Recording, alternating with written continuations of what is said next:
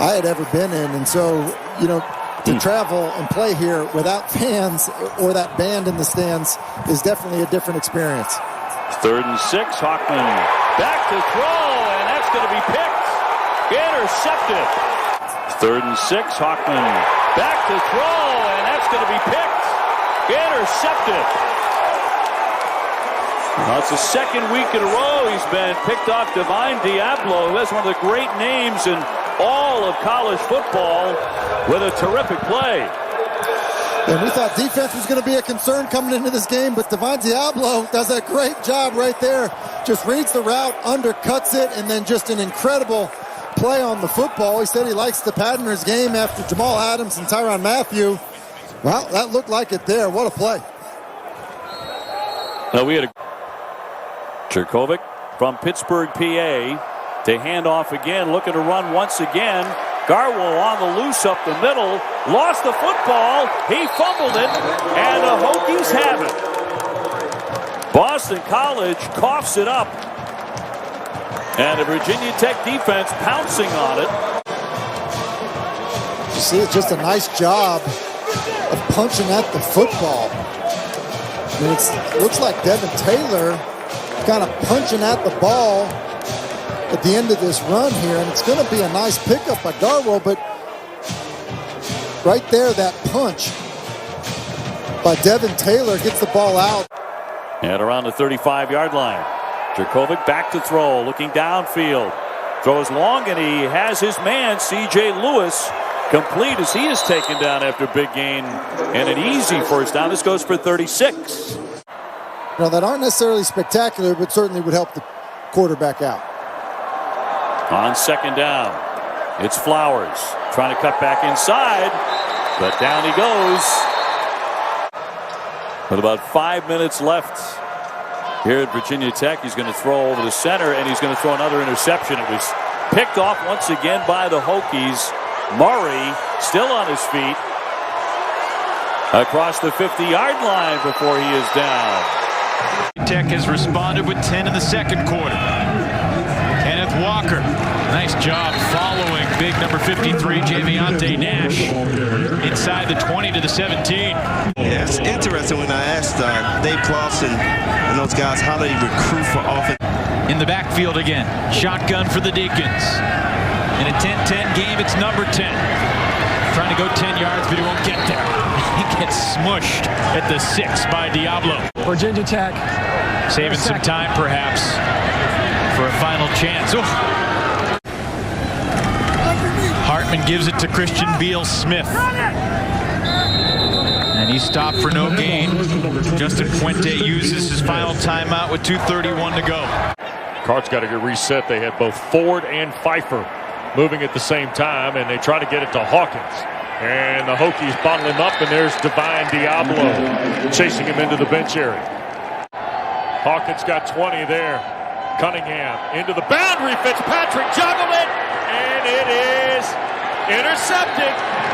Divine Deablo comes away with the carry.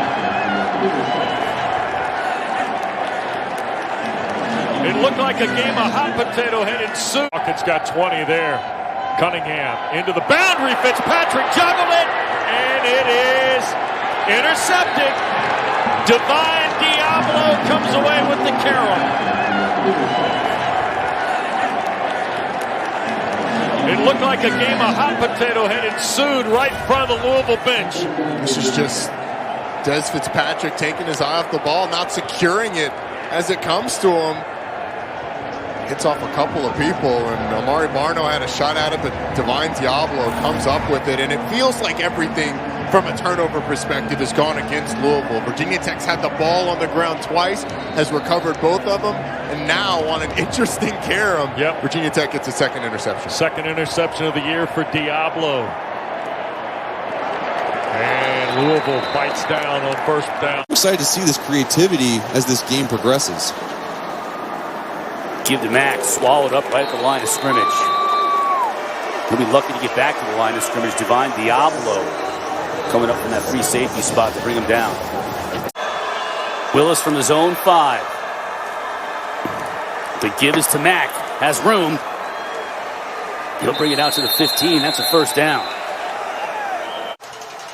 As you're going to tie ball game with 5 minutes left against an ACC opponent. Got a blocker in front. Lowers his shoulder and runs a man over. Oh, boy.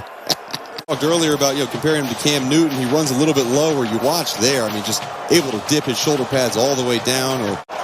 So about a 41-yard field goal from this spot right now for the Flames if it came down to it. Mack gets a couple more here. Now, if you're Virginia Tech, you start thinking about using those timeouts. Tar Heels trying to get it done against Wake Forest. Dave Clawson, an incredible coach in the ACC on second down. And no real estate available for Cameron Harris.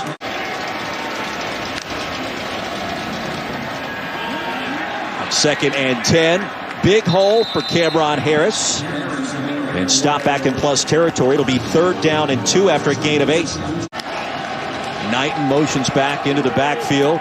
King will fake it his direction. An outstanding coverage by Deablo on the edge against De'Aaron King. As an all-pro center, he is snap the ball 5 yards deep to gain a half a foot.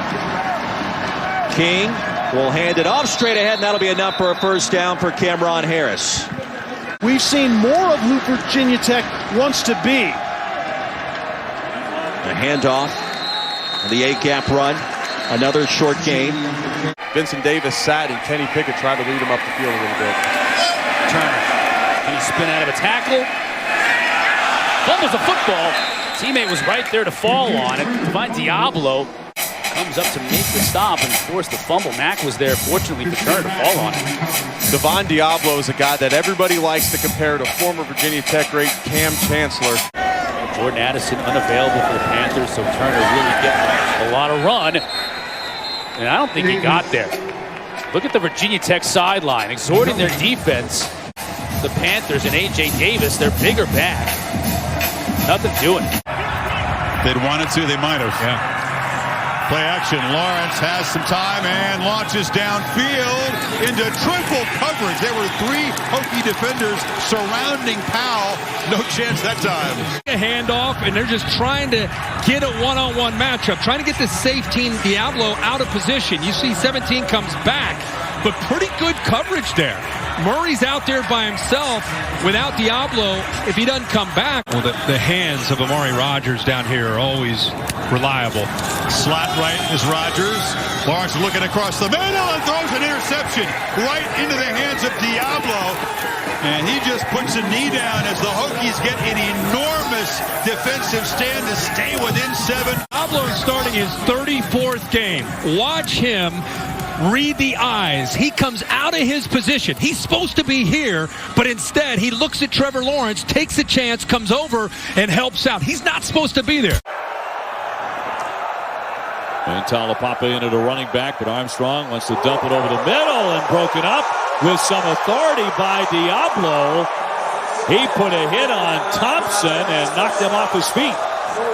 Does a good job of just driving on this football, this throw to Keaton Thompson. He also does a great job of 3rd down and 10 for Armstrong. Another key call for him. The lefty slings it, and it's going to be batted down and incomplete. I think Pat's on the helmet for Deablo tonight, Tim, for good reason.